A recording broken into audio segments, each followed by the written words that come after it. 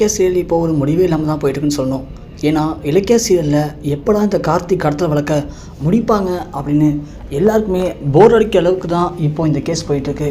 ஏன்னா கடத்தி வச்சு கிட்டத்தட்ட 1 மாதம் ஆக போதுங்க.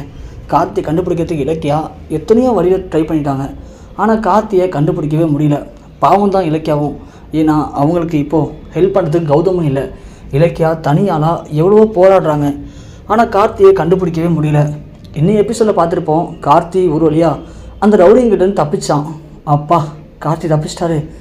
கார்த்தி வெளியே போயிட்டு இது மாதிரி நான் வெளியே வந்துட்டேன்னு சொல்லி அது மூலிமா கௌதம் கார்த்தியை கடத்தலன்னு எல்லாருக்கும் புரிய வச்சு கௌதம் வெளியே கொண்டு வந்துடுவாங்க அப்படின்னு நினச்சோம். ஆனால் அதுக்குள்ளே அந்த நாகு வந்து நம்ம கார்த்தியை அடித்து திரும்ப பிடிச்சி கொண்டு போய் கட்டி போட ட்ரை பண்ணான். ஆனால் அதுக்குள்ளே நம்ம கார்த்திக்கு அடிபட்டு மயக்கம் வந்துருச்சு.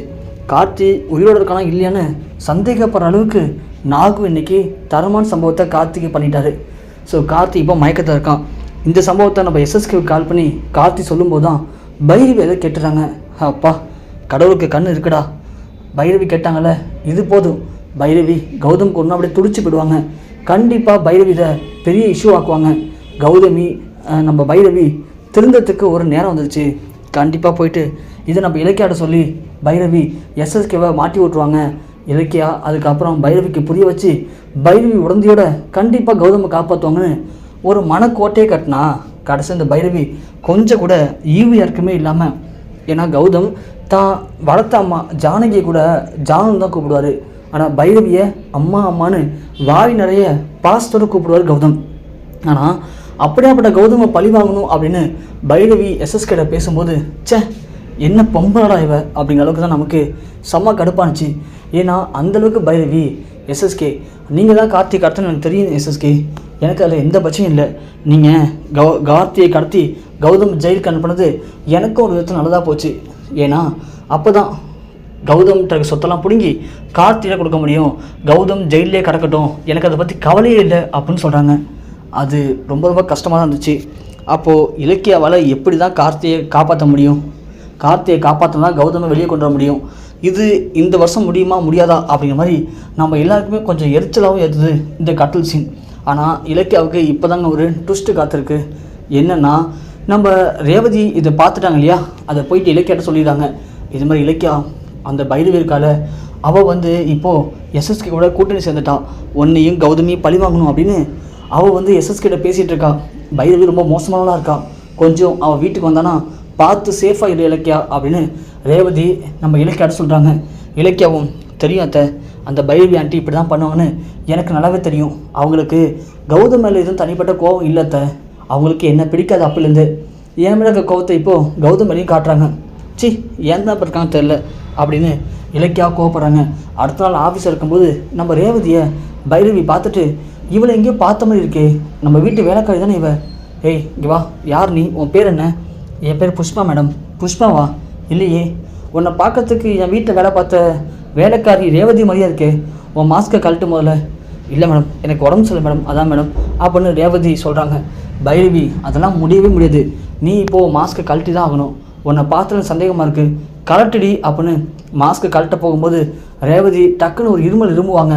அதை பார்த்து பைரவி சி நவந்து போமல, என்ன இப்படி பண்ணுற? மேடம் எனக்கு டிவி இருக்குது மேடம், அதோட மாஸ்க்கு போட்டிருக்கேன் அப்படின்னு சொல்லி ரேவதி சமாளிக்கிறாங்க. பைரவி சரின்னு அமைதியாக போயிடுறாங்க. இங்கே ஒரு பக்கம் நம்ம கௌதம் அந்த மூக்குத்தி ராஜாவை அடித்து கட்டி போட்டு மோட்டார் ரூமில் போட்டிருந்தாரு. அந்த மூக்குத்தி ராஜாவுக்கு பிடிக்காத ஒருத்தவன் ஆல்ரெடி ஜெயிலில் இருந்தான் இல்லையா, அவன் மூக்குத்தி ராஜாவோட நிலைமையை பார்த்துட்டு இதுதான் சரியான நேரம், இவனை போட்டு தள்ளிடணும், ஏன்னா நம்மள அன்னைக்கு கொல்ல பார்த்தான்ல அப்படின்னு மூக்குத்தி ராஜாவை கொல்ல போகும்போது கௌதம் வந்து கரெக்டாக அவனை பிடிச்சிடாரு. பிடிச்சி அடித்து வெட்டி விட்டுறாரு. வெட்டி விட்டதுக்கப்புறம் மூக்குத்தி ராஜாவை கட்டெல்லாம் அவுத்துறாரு. மூக்குத்தி ராஜா ஒரு மாதிரி பரிதாபமாக கௌதம் பார்க்க, ரொம்ப என்ன தப்பாக நினச்சிக்காதீங்க, நான் உங்களுக்குள்ளே வந்தேன், ஆனால் சந்தர்ப்ப சூழ்நிலை என்ன ஒருத்தனை கொல்ல பார்த்துருக்கு, நல்ல வேலை சரியான நேரத்தில் வந்து என்னை காப்பாற்றிட்டீங்க, ரொம்ப நன்றி அப்படின்னு சொல்ல, ஏய் இங்கே பாரு, நான் உன்னை காப்பாற்றுறேன்னா அதுக்கு ஒரு அர்த்தம் இருக்குது, ஆனால் அதுக்கு நீ எனக்கு என்ன நன்றி கடன் பட போகிறேன்? நான் உன்கிட்ட இவ்வளோ தானே கேட்டுட்ருக்கேன் அந்த நாகு யாருன்னு, ஆனால் நீ அதை சொல்லவே மாட்டியே, நீ எனக்கு உண்மையிலேயே நன்றி சொல்லணும்னு நினச்சனா எனக்கு அந்த நாகு யாருன்னு உண்மையை சொல்லு அப்படின்னு நம்ம கௌதம் கேட்க மூக்குத்தி ராஜா தான் உயிரை காப்பாற்றிருக்காரு, இதுக்கு மேலே சொல்லாமல் இருந்தோம்னா கண்டிப்பாக அது நல்லதுக்கு இல்லை அப்படின்னு மூக்குத்தி ராஜா நாகுவை பற்றின எல்லா உண்மையும் சொல்லிடுறாங்க. உடனே நம்ம இலக்கியா அந்த செய்தியை நம்ம கௌதம் வந்து ஜெயிலர் மூலிமா இலக்கியாட்ட சொல்லிடுவார். இலக்கியா உடனே அந்த ஜெயிலர் சொன்ன அட்ரஸ்க்கு பார்க்கலான்ட்டு போகிறாங்க. கரெக்டாக அங்கே தான் நேற்று எபிசோடில் ஒருத்தர் டீ விற்றுட்ருப்பார். அப்போது ஒரு பாப்பா போயிட்டு எனக்கு டீ வேணும், காசுலாம் இல்லை, எங்கள் அப்பா பேர் சொன்னால் அந்த ஏரியாவை நடுங்குன்னு சொல்லி பேசுனுச்சு இல்லையா, அந்த ஆள் தான். இலக்கியா பார்த்துட்டு ஏமா நேற்று வந்து என்ன கேட்டல நாகுன்னு சொல்லிட்டு, இங்கே பாருமா அந்த வீட்டில் ஒரு பாப்பா நேற்று வந்துட்டு இது மாதிரி நாகுவோட பொண்ணு, எங்கள் அப்பா பேர் சொன்னால் அந்த ஏரியாவை பயப்படும், எங்கள் அப்பா பேர் ரவுடின்னு சொல்லி பேசுனுச்சுமா அப்படின்னு சொல்ல இலக்கியா நேராக அந்த வீட்டுக்கு போகிறாங்க. அங்கே ஒரு குட்டி பாப்பா தான் இருக்குது. பாப்பா உங்கள் அம்மாலாம் எங்கம்மா?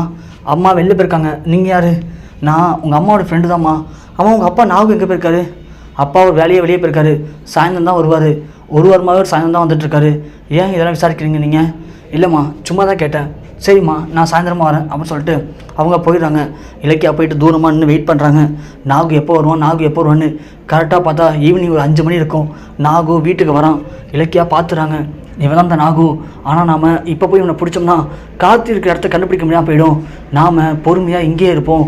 அந்த நாகு எப்படியும் வீட்டில் இருந்து கிளம்பி திரும்பவும் கார்த்தியை கடத்தி வச்சுருக்க அதே இடத்துக்கு தான் போவான். அவனை ஃபாலோ பண்ணி போனால் கண்டிப்பாக நாம் கார்த்தி இருக்கிற இடத்த கண்டுபிடிச்சிடலாம். அதுக்கப்புறமா கார்த்தி மூலிமா கௌதம் வெளியே கொண்டு வந்துடலாம் அப்படின்னு இலக்கியா ரெடியாக இருக்காங்க. இருந்தாலும் இலக்கியா தான் தம்பி வசந்த் கால் பண்ணி நடந்த எல்லாத்தையும் சொல்கிறாங்க. வசந்த் உடனே அவனுடைய ஃப்ரெண்ட்ஸ்லாம் அழைச்சிட்டு அந்த ஸ்பாட்டுக்கு வந்துடுறான். இங்கே நாகு அங்கேருந்து கிளம்ப இலக்கியா ஒரு ஆட்டோவில் நாகுவை ஃபாலோ பண்ணி போகிறாங்க. போகும்போது இலக்கியா அவங்களுடைய லைவ் லொக்கேஷனை வசந்துக்கு அனுப்புவாங்க. வசந்த் தான் ஃப்ரெண்ட்ஸ் கூட சேர்ந்து கிளம்பி அந்த ஸ்பாட்டுக்கும் போகிறாங்க. நம்ம நாகு நேராக ஒரு ஹாஸ்பிட்டலுக்கு போகிறாரு. அங்கே போயிட்டு வழக்கமாக அரசு டாக்டர் அழைச்சிக்கிட்டு அந்த ஸ்பாட்டுக்கு போகிறாங்க. போயிட்டு அந்த டாக்டர் கார்த்தியை செக் பண்ணுறாங்க. ஏன்னா மண்டையில் பலமாக அடிபட்டிருக்கு, அதனால தான் மயங்கிட்டார் அவர் அப்படின்னு சொல்லி டாக்டர் அதுக்கு தேவையான ட்ரீட்மெண்ட்லாம் கொடுக்கும்போது கரெக்டாக நம்ம வசந்தோட ஃப்ரெண்ட்ஸும் உள்ளே பூந்து நாகுவையும் எல்லோரும் போய் அடிக்கிறாங்க. அடித்து போட்டு அந்த டாக்டரையும் கார்த்தியையும் அங்கேருந்து காப்பாற்றி கொண்டு வந்துட்டு நம்ம அடித்து போட்ட நாகு ரவுடி பசங்களாம் அங்கேயே கட்டி போட்டுறாங்க. அது மட்டும் இல்லாமல் இலக்கியா நேராக போயிட்டு போலீஸ் ஸ்டேஷனில் கார்த்தியை ஒப்படைச்சிட்டு இது மாதிரி கார்த்தியை கடத்தி வச்சிருந்தது ரவுடி பசங்க தான், அவங்க இந்த அட்ரஸில் கட்டி போட்டிருக்கோம், போய் காப்பாற்றுங்கன்னு சொல்கிறாங்க. அது மட்டும் இல்லாமல் அந்த டாக்டரை பிடிச்சி விசாரிக்கும் போது அந்த டாக்டர் நாகு யார், எஸ்எஸ்கே யார் இந்த கார்த்தியை கடத்த சொன்னது அப்படிங்கிற எல்லா உண்மையும் போட்டு சொல்கிறாரு. சொன்னவன் தான் எல்லாருக்கும் புரியுது. அப்போது கௌதமுக்கு இந்த கடத்தலுக்கும் சம்மந்தமே இல்லை, இது எல்லாமே எஸ்எஸ்கே திட்டம் தான் அப்படின்னு அந்த டாக்டர் தெளிவாக சொன்ன எல்லாத்தையும் இங்கே போலீஸ்காரங்க ஒரு வீடியோவாக ரெக்கார்ட் பண்ணிக்கிறாங்க. அதுக்கப்புறமா அடுத்த நாளே கோர்ட்டு ஹியரிங் வருது. ஸோ இலக்கியா சொன்ன மாதிரியே கோர்ட்டு ஹியரிங்க்கு நம்ம நாகை கொண்டு போய் நிப்பாட்டுறாங்க. கோர்ட்டில் நிப்பாட்டி இது மாதிரி கார்த்தியோட கடத்தலுக்கும் கௌதமுக்கும் எந்த சம்மந்தமும் இல்லை, நம்ம கௌதமுடைய பிஸ்னஸ் எதிரி எஸ்எஸ்கே, அவர் தான் கௌதமை பழிவாங்கணும் அப்படின்னு இந்த மாதிரி வேலை பார்த்துருக்காரு அப்படிங்கிறத கோர்ட்டில் நிரூபித்து ஒரு வழியாக எஸ்எஸ்கேட உண்மையான முகத்தை கிழிச்சு கௌதம் எப்படியாப்பட்ட ஒரு உத்தமர் அப்படின்னு இலக்கியா எல்லாருக்கும் நிரூபித்து கௌதமை வெளியவும் கொண்டு வருவாங்க.